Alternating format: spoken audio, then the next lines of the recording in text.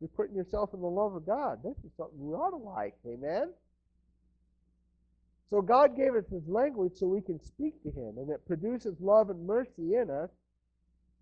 More importantly, it produces His character in us.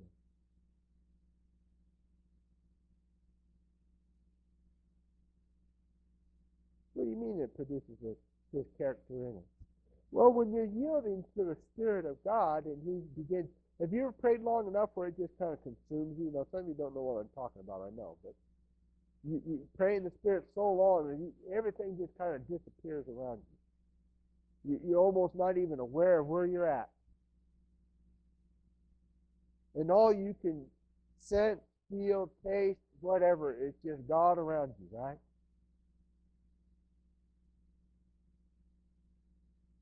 Why wouldn't we want that? And have you noticed that when you're in that place, His character, meaning who He is, it's just flowing out of you. You can't hate, you can't fight, you can't do any of those things that are contrary. Why? Because you're being consumed by the love of God.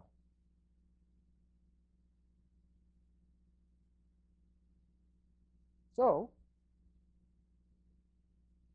if the language of love develops His character, we ought to need it then.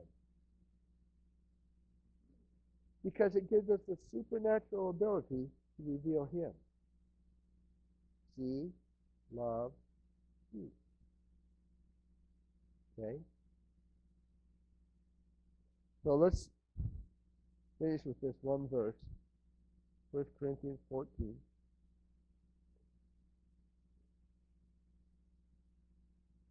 Verse 22. Says, therefore tongues are for a sign, not to those who believe. In other words, those that already have it, but for unbelievers, those who don't. But prophesying is speaking in a known language, like speaking English. You know, we're all English speaking here, so we speak English, right? So prophesying is not for unbelievers, but for those who believe. See, most of the church kind of flips the other way around. They say, you know, prophesying is better for people. No, it isn't. No, we were at a church, we was at Hillside Church, as a matter of fact, a few years ago, and this couple came in, and I don't know the folks, you know, maybe a couple of you know who they were, but I didn't know these people. But anyway, they came in. They were only there once or twice, but and they were elderly people, and the lady looked very frail. They had to help her in and out of the church. I remember that much, and so there was a pretty good move of God that happened in that service that day. Matter of fact, for that congregation, it was very exciting that day. Okay, so and this one lady, she busts out in giving a message in tongues, and then here comes the interpretation behind that, and it wasn't quiet, it was loud. And you know, I know about all this stuff. It don't bother me. I like it, but you know, some people they're not accustomed to that. I understand that. So anyway, so this lady does that, and then you know everybody's kind of yay and all that, and then the husband of this couple, this old man, he raised up his hand and he said, "Can I say something?" And the pastor said, "Go ahead." He said, "You know," he said, "my wife has cancer and she's in the final stages, and we wanted to go to a church somewhere where God was present. And because this happened, I know we're in the right place."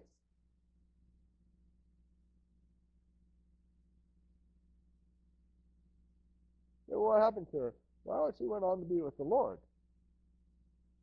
That's fine. Let me tell you something else too. I have a brother that I took him to church one time, and he kept asking me. Now, this one particular brother of mine, he does the craziest stuff. I mean, he don't even need the throttle of a car just to switch because it's on the floor anyway. So, I mean, he's always zoom, zoom, zoom about everything. I mean, just like this. And so he's asking, I say, "Well, come to church with me." He'd say, "It's not going to be wild, is it?" And I'd think, "What do you care? I mean, everything you do is wild."